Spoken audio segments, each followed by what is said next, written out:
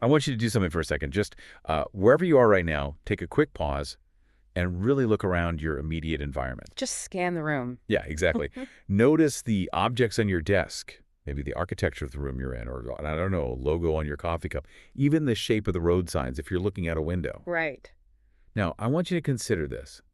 How much of what you are seeing right now is actively communicating a really complex philosophical message to you, like directing your psychological state or encoding a massive historical narrative without using a single written word? It is genuinely staggering when you actually stop and begin to catalog it. I mean, we are just swimming in this ocean of silent, highly structured communication all the time. We really are. We constantly interpret shapes and colors and spatial arrangements without even consciously registering the, well, the immense cognitive processing that's required to decode those ancient visual languages. And that silent communication, that sort of hidden architectural language, is exactly the territory we are navigating today.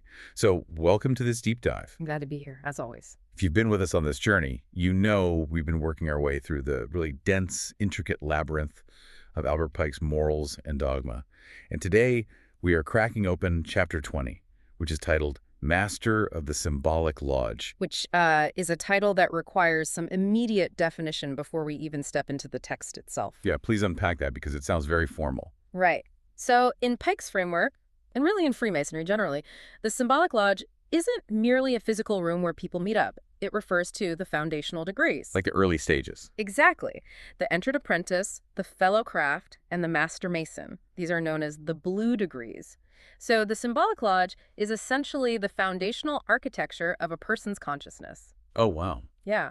So to be a master of it means you have stopped looking at the world as just a collection of random disconnected objects, and you started reading it as a unified text. Right. And this chapter arrives at a highly intentional point in Pike's whole progression. Because, in the previous chapter, we spent hours grappling with the nature of belief systems and the pursuit of truth. You did, yeah. But knowing that an abstract universal truth exists, well, that presents a massive logistical problem. A huge problem. How do you communicate it? Exactly. How do you effectively transmit a formless, infinite truth from one human brain to another human brain? You hit the absolute core of the issue right there. I mean, you cannot hand someone a universal truth the way you hand them a physical object, right? Like a coffee cup. Right. Here's the truth. Hold this. Exactly.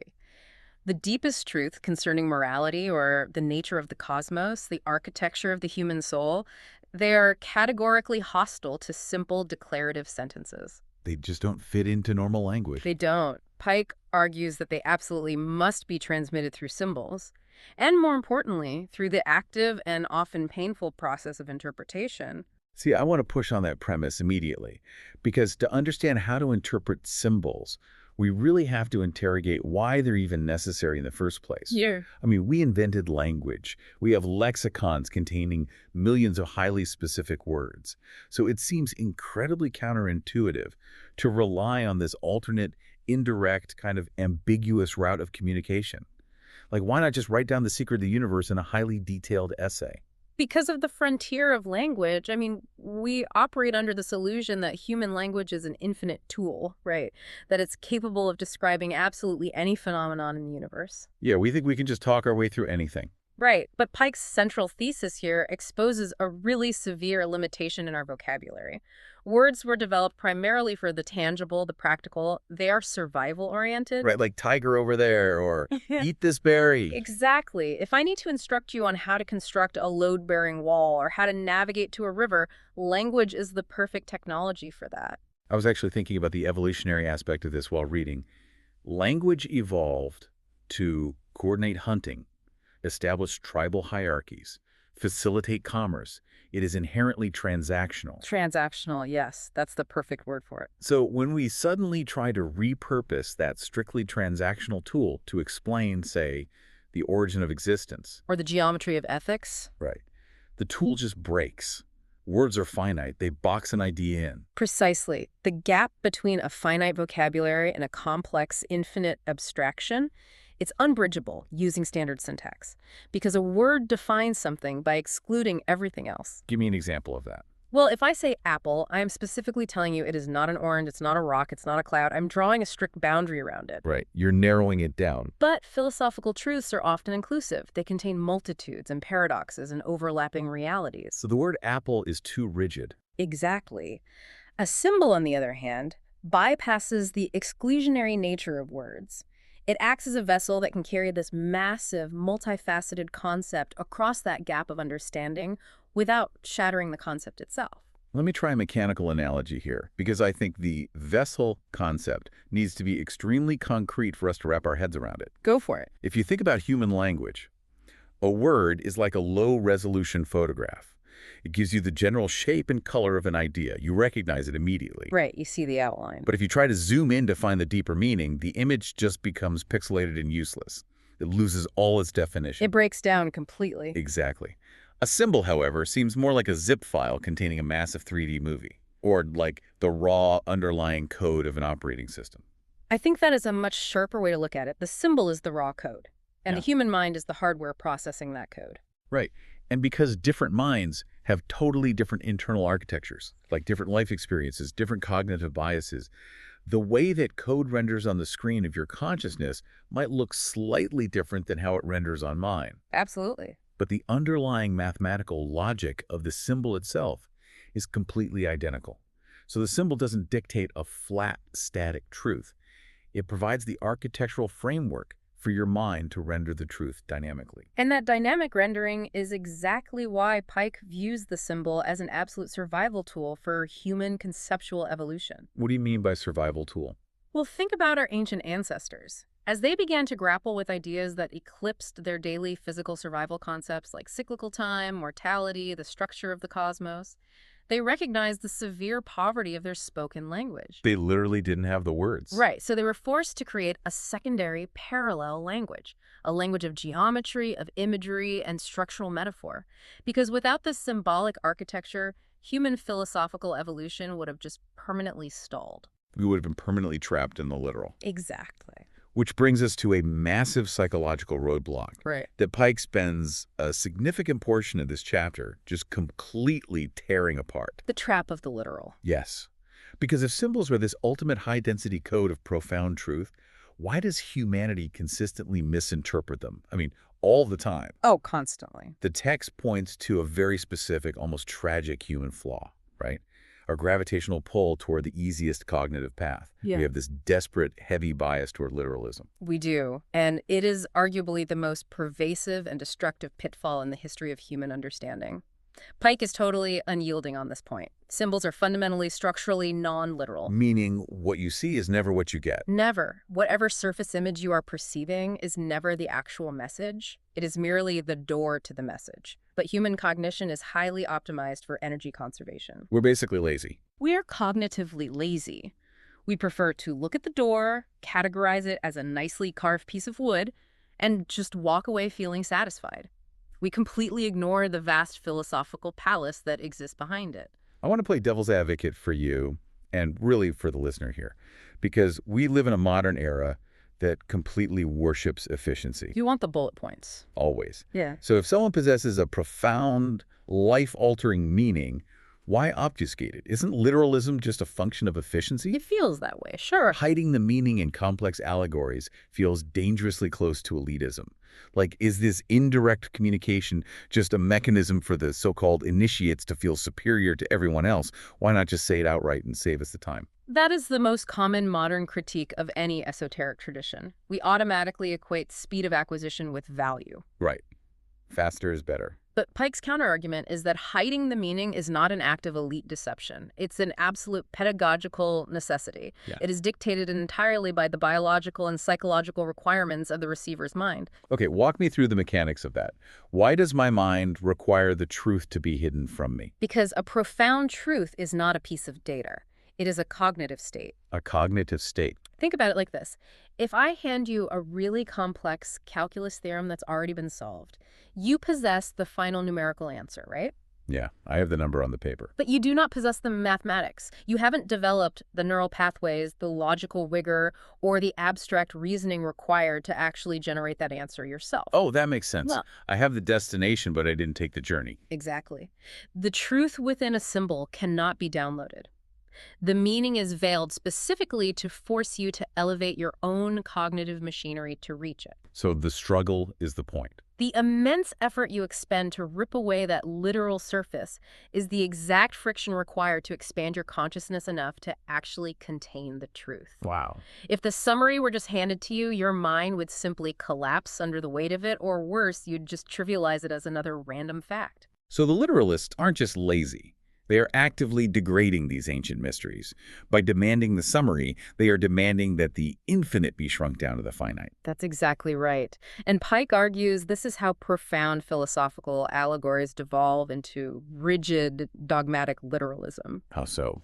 Well, when a society loses the capacity to think symbolically, they look at an ancient allegory, say a story about cosmic cycles or the duality of human nature, and they interpret it as a literal historical event. Yes, this guy literally stood on this mountain on this exact Tuesday. Yes, they take a dynamic, infinite tool of mental expansion and they turn it into a flat, dead artifact.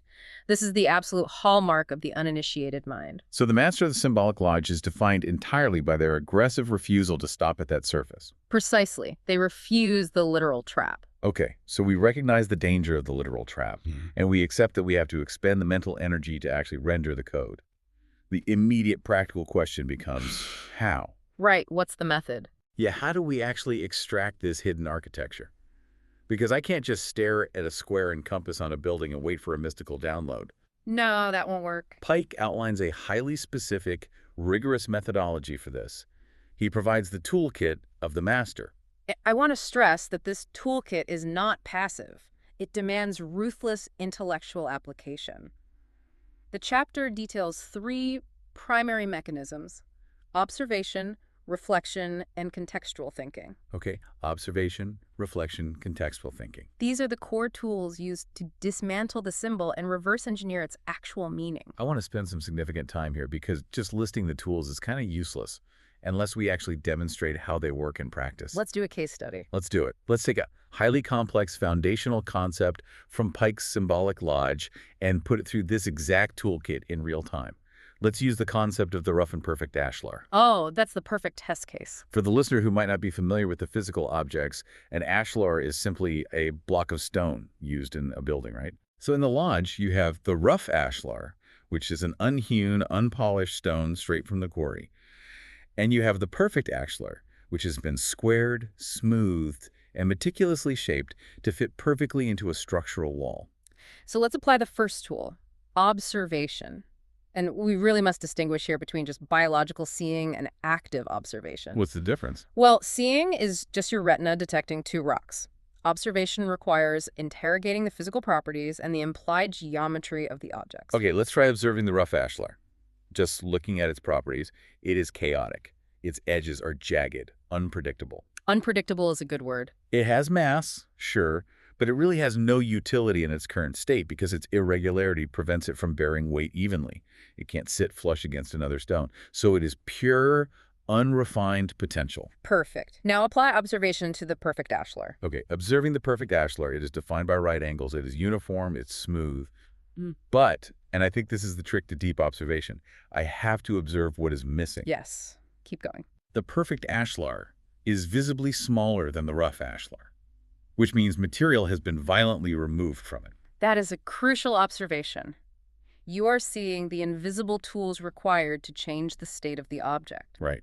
I'm inferring the action. You are observing the implicit presence of the gavel and the chisel.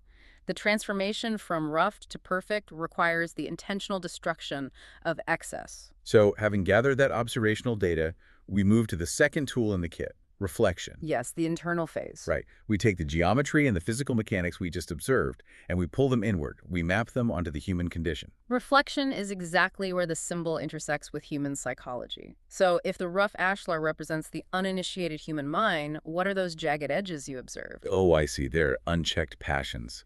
chaotic emotional responses, unexamined biases. Exactly. They are the parts of our ego that actively prevent us from structurally integrating with the rest of humanity. And reflection forces me to ask a very uncomfortable question about the perfect ashlar, because I observed earlier that material had to be violently removed. The subtraction. Yeah, applying reflection, that means the path to becoming a master, to becoming the perfect ashlar, isn't about acquiring more things. It's not about adding knowledge or wealth. It's the exact opposite. It is a process of subtraction.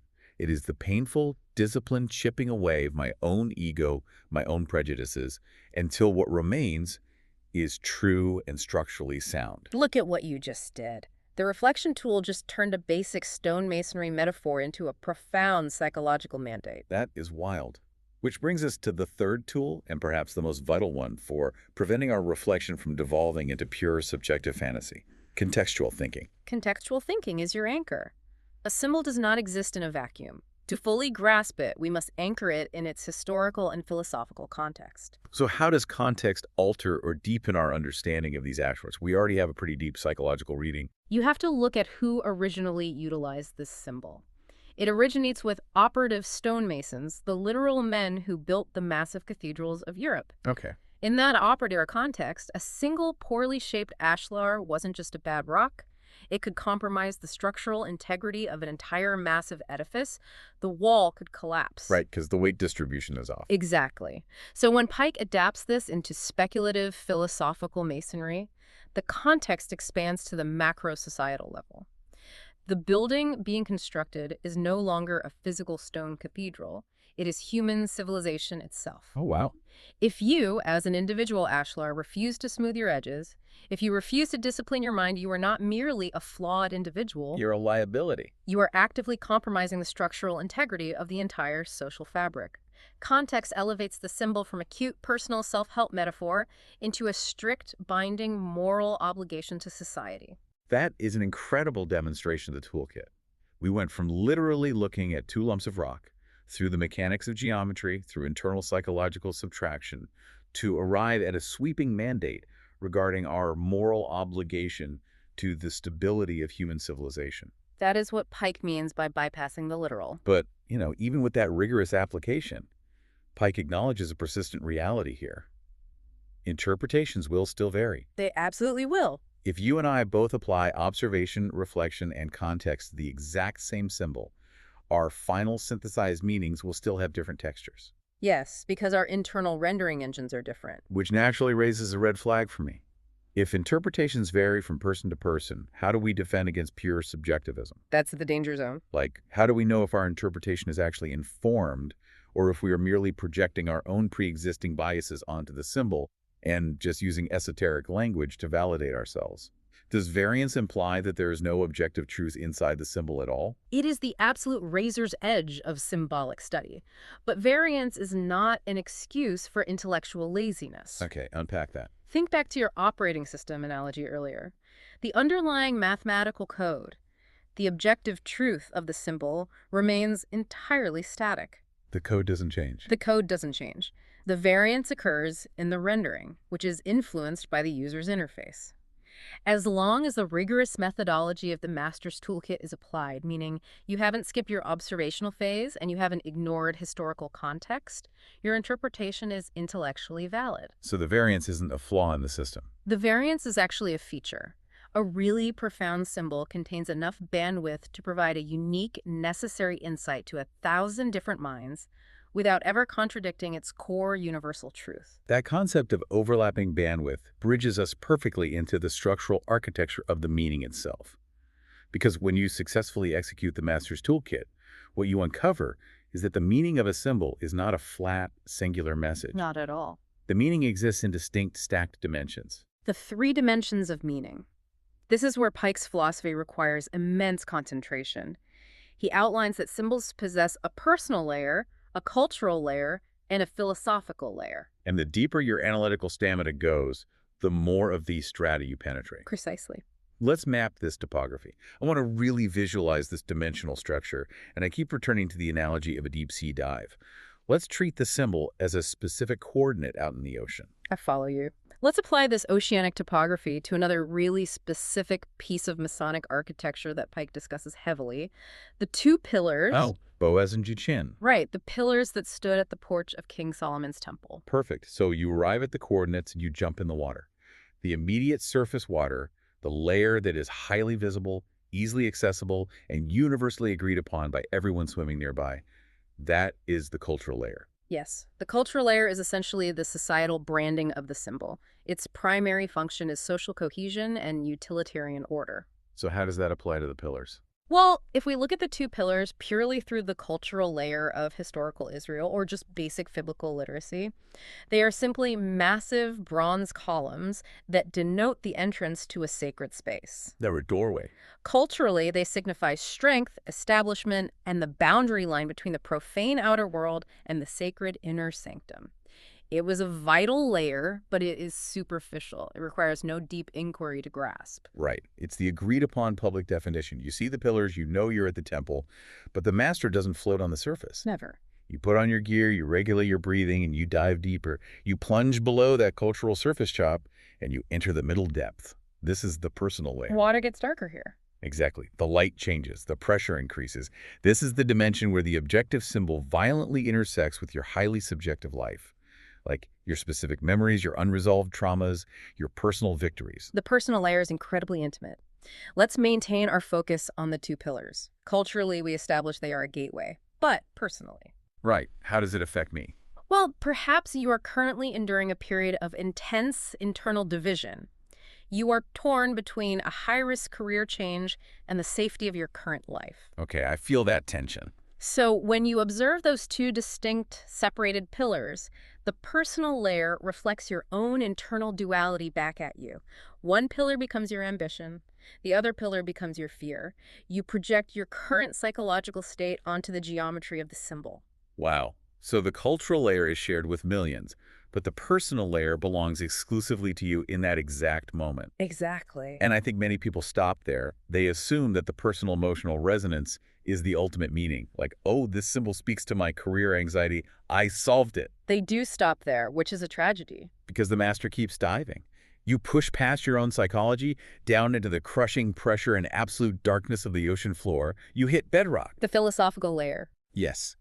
This is the universal, immutable truth the symbol points to, which exists entirely independent of what society agrees upon and entirely independent of your personal psychological baggage. The philosophical layer is the ultimate target of the Symbolic Lodge. This is where we reconnect with the absolute truth we discussed back in Chapter 19. So what is the bedrock of the two pillars? If we analyze them at this bedrock level, we strip away the historical temple. We strip away your personal career anxiety, what remains. The universal binary of existence. The forces that hold everything together. Right. The pillars represent the fundamental dualities required for the universe to function. Active and passive. Force and form. Light and darkness. Severity and mercy. Male and female. Exactly. The philosophical bedrock reveals that the universe cannot operate on a single monolithic principle. Creation requires the tension between two opposing forces, perfectly balanced. The space between the pillars is the space of equilibrium where life actually happens. That is an astonishing descent. I mean, we went from two bronze architectural supports at the surface down through personal psychological conflict to arrive at the fundamental binary tension that governs the physics and morality of the universe itself. That is the ocean floor. But it raises a deeply provocative question about the nature of that ocean floor, because Pike states that the deeper you think, the more meaning you uncover. He does. So I pose this to you. Does a profound symbol actually have an infinite depth? Does the ocean have no actual bottom? Or do we eventually strike an absolute terminal truth where all inquiry ceases? That is the million-dollar question. What do you think, based on Pike's framework? Well, if I lean on Pike's framework, I have to argue that the symbol itself points to a terminal truth, an absolute bedrock.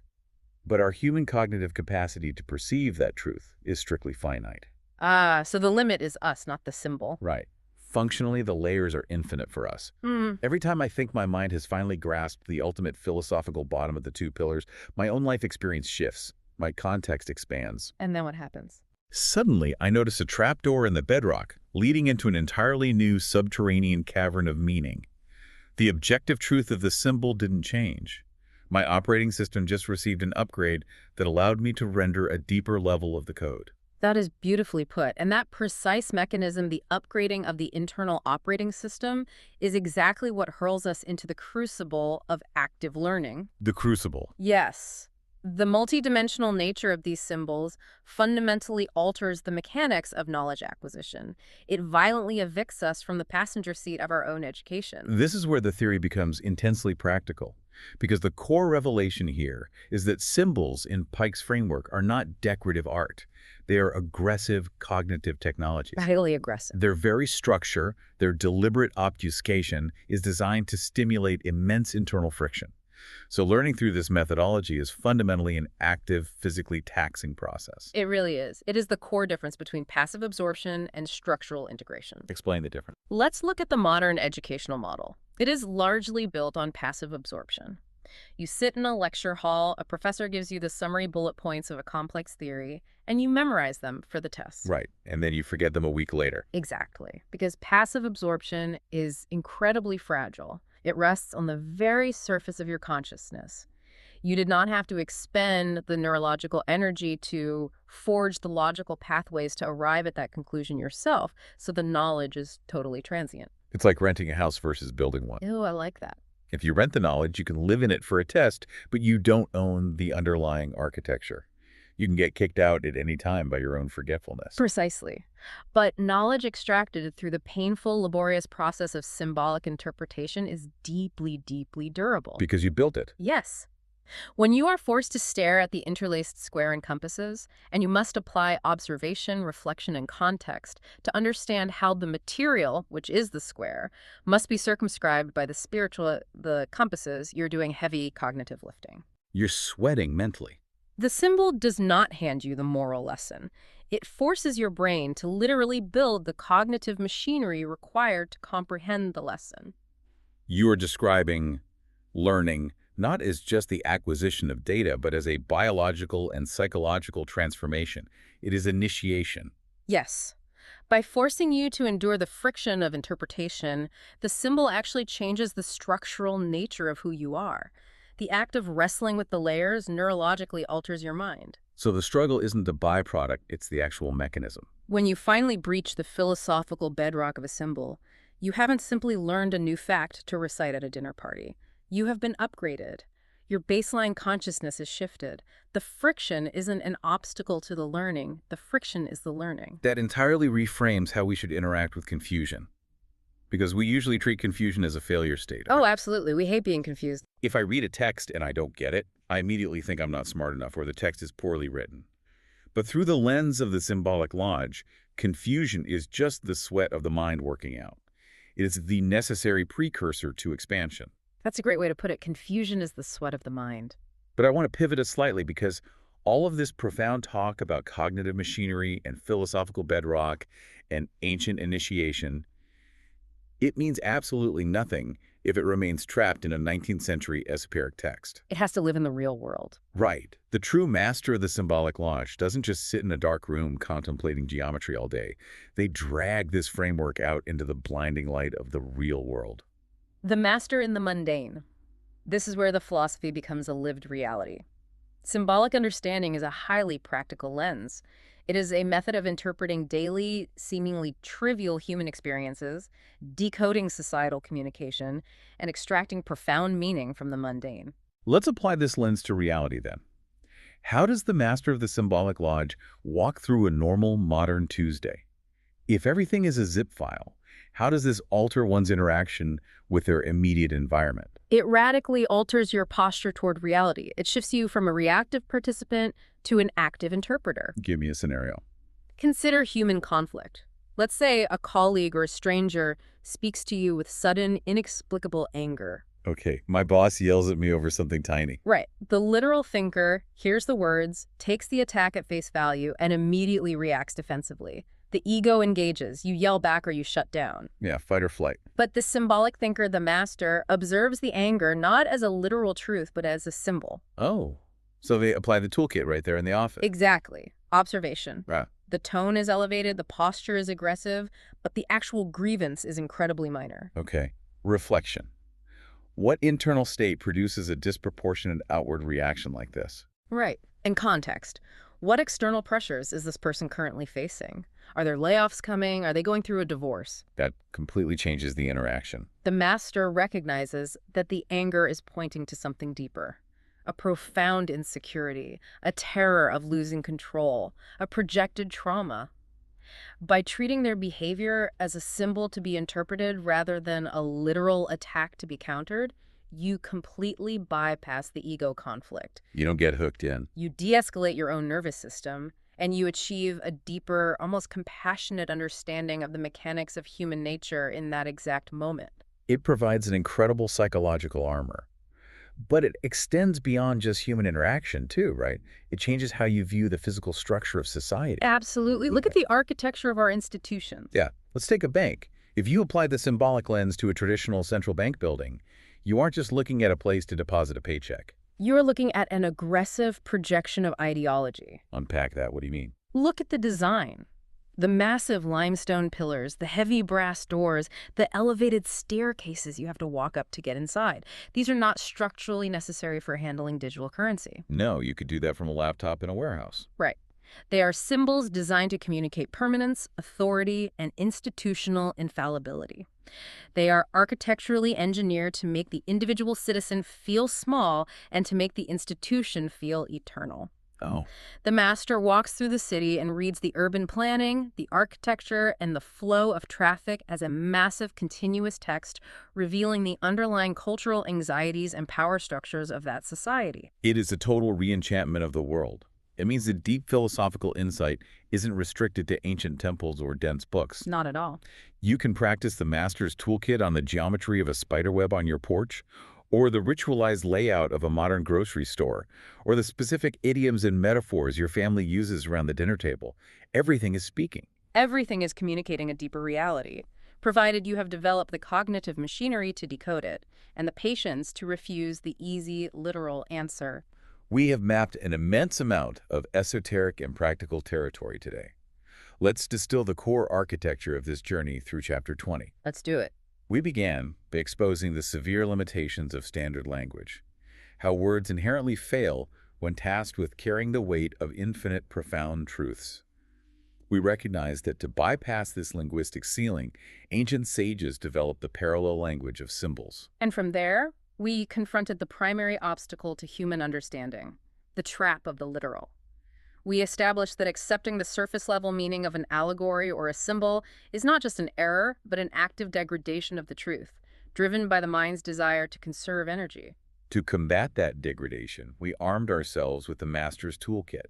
We utilized active observation to interrogate geometry, internal reflection to map the symbol onto our psychology, and contextual thinking to anchor the meaning in history. Like we did with the rough and perfect ashlar. Right, demonstrating how to extract profound moral obligations from just a block of stone. We then plunged through the 3 dimensions of meaning. Using the 2 pillars, we navigated past the utilitarian cultural surface, down through the subjective personal layer, until we struck the philosophical bedrock, the universal binaries that govern existence. And we realized that this grueling process of interpretation is the crucible of active learning, where the friction itself alters our neural pathways and fundamentally upgrades our consciousness. And finally, we pulled all of this out of the lodge and into the street, proving that the symbolic lens is a deeply practical tool for de-escalating human conflict, decoding institutional architecture, and re-enchanting the mundane world. It is a comprehensive framework for elevated living, and it is the exact cognitive framework we will require as we step into the next phase of Pike's work. Yes, Chapter 21 is next. In our next deep dive, we will explore Chapter 21, Noahite or Prussian Knight. We are going to take this highly sharpened symbolic lens we just built and focus it on some of the most difficult, weighty concepts in human civilization. The nature of absolute justice, the philosophy of law, and the terrifying weight of moral accountability. We will see how these concepts completely mutate and expand when we stop defining them literally and start interpreting them symbolically. I am incredibly eager to see how the toolkit applies to the concept of justice. But before we close the book on the Symbolic Lodge today, I want to reiterate the core demand this chapter places on you. It's a heavy demand. It is. Not everything is meant to be seen at the surface. True wisdom cannot be downloaded. It must be fought for. It must be earned through the friction of your own internal interpretation. The profound is always veiled. It is the absolute requirement of the receiver to lift the veil. And with that requirement in mind, I'm going to leave you with one final lingering question to turn over in your mind long after this audio stops. We established that a symbol requires the active, rigorous interpretation of the human mind to actually hold and render its meaning. Right. The symbol is the code. You are the operating system. So what happens to the code when the society running it forgets how to process it? That's a chilling thought. If an entire culture succumbs to the trap of the literal, does the profound infinite truth encoded within our oldest symbols actually die? Or does it merely go dormant, frozen in the stone, the rituals, and the art, silently waiting across centuries for a new master of the Symbolic Lodge to observe, to reflect, and to finally wake it up?